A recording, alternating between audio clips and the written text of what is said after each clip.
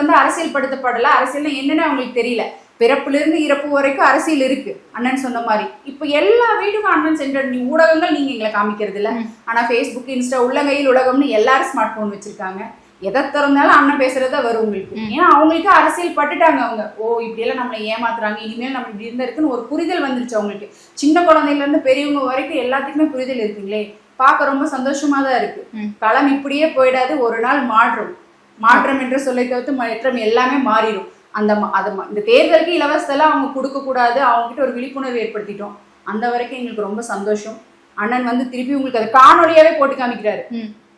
இலவசத்தை நம்பி எப்படி ஏமாந்துட்டோம், நம்ம தற்சார்பு பொருளாதாரம் இப்படி இருக்கும், நான் வந்தா இது எல்லாத்தையும் மலைகளை காப்பேன், மண்ணை காப்பேன்னு எல்லாமே அவர் சொல்றாரு.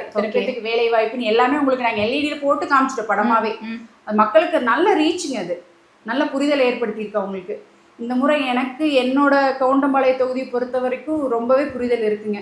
ஏன்னா போற பக்கம் எல்லாம் அவங்களே சொல்றாங்க, என்னை கூப்பிட்டே சொல்றாங்க, இந்த முறை கண்டிப்பா உனக்கு நாங்கள் வாக்கு செலுத்துறோம்மா, எங்களுக்கு எந்த இலவசமும் வேண்டாம், நீ எங்களுக்கு இந்த பிரச்சனையெல்லாம் சரி பண்ணி கொடுத்துருமா, அதே போதும் எங்களுக்கு அப்படின்னு சொல்றாங்க.